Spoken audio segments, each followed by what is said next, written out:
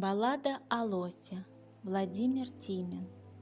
Между небом и землею, там, за черной пармою, стала над травой зеленой деревенька старая. Как-то к ней лосенок вышел, в парме обессилев. Псы дворовые, услышав, не заголосили. На такого даже лайком стыдно лаять стало. Старый дед его погладил, на ноги поставил, молоком кормил с ладони, так лосенок слаб был. Ключевой поил водою, светлой, сладкой. Лось расти и крепнуть стал, вырос длинноногий, но обратно не искал в лес родной дороги.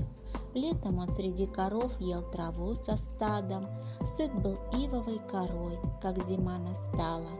Долго таял зимний снег, утекал ручьями, а в июне о войне улица кричала. Слезы, крепкое словцо, милый мой, хороший. Пахло осенью свинцом серая пороша.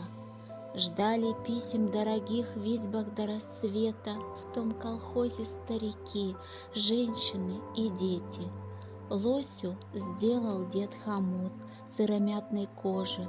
Лось в работе не был худ, он тянул, как лошадь, горы сена, горы дров, горы удобрений. Лось возил за будь здоров лошадей бодрее. Там, где не пройти коню, пробивал дорогу, только круче шею гнул, сильный, большерогий. И когда его ямщик вел с работы к дому, каждый рад был сообщить: нет цены такому. Так сдружились дед и лось, не разлить водою.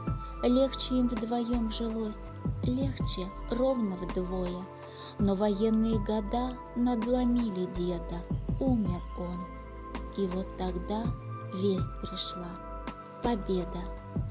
По деревне песни, пляс, пахнет красным летом.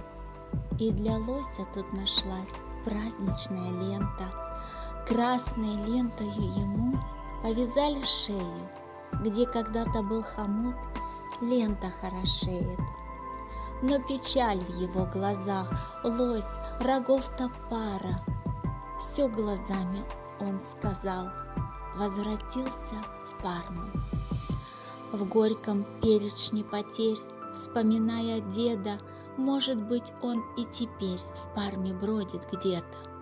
Точно орден, красный бант в черной Парме носит. Лось — герой, лесной гигант.